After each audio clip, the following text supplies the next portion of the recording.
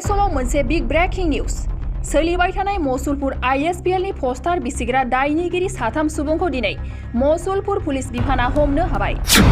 नंगौ, बे समाव मोनसे big breaking news Masulpur ISPL नि पोस्टार बिसिग्रा दायनिगिरि साथाम सुबुंखौ दिनै मसुलपुर पुलिस बिफाना हमनो हाबाय। बाक्सा जिल्लानि बाथौपुरी जिल्ला गेलेग्रा फोथाराव मसुलपुरनिफ्राय बाथौपुरीसिम थांलाय फैलाय लामायाव 13 अक्ट'बरनि हराव गेदेमा सुबुंफोरनि पोस्टार बेनारखौ हासिनायनि दायाव सन्देह खालामनानै 1 नं काथलिकआव गामिनि साथाम सुबुं फारियै रिसन बर', फासवान बसुमतारी, रिग्रस बर'खौ मसुलपुर पुलिस थानायाव हमनानै लाबोयो।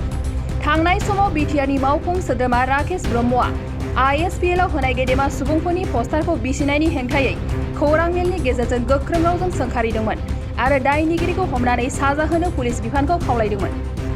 बेखौ नोजोर होनानै मसुलपुर पुलिस बिफाननि गोख्रों नाजानायजों जाथायजों लोब्बा थानाय दायनिगिरिखौ दिनै हमनो हाबाय। मोनथिनो मोननाय बादिब्ला पुलिस बिफाना साथाम सुबुंफोरखौ जेलाव दैथायहरबाय होनना जोंनिसिम खौरां सफैदों। बे समाव मोनसे बिग ब्रेकिं निउज सोलिबाय थानाय मसुलपुर ISPL नि पोस्टार बिसिग्रा दायनिगिरि साथाम सुबुंखौ दिनै मसुलपुर पुलिस बिफाना हमनो हाबाय।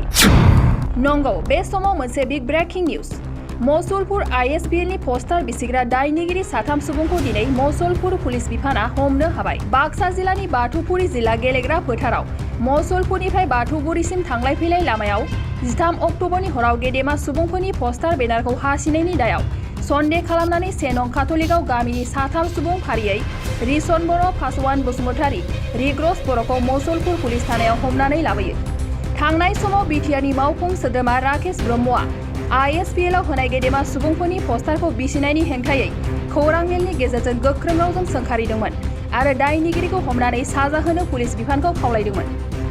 बेखौ नोजोर होनानै मसुलपुर पुलिस बिफाननि गोख्रों नाजानायजों जाथायजों लोब्बा थानाय दायनिगिरिखौ दिनै हमनो हाबाय। मोनथिनो मोननाय बादिब्ला पुलिस बिफाना साथाम सुबुंफोरखौ जेलाव दैथायहरबाय होनना जोंनिसिम खौरां सफैदों। जोलुर मोजां मोनग्राफोरनि थाखाय गोजोनथाव खौरां। गिबि खेबनि थाखाय बिटिआर हालामाव 7थि खेब ISPL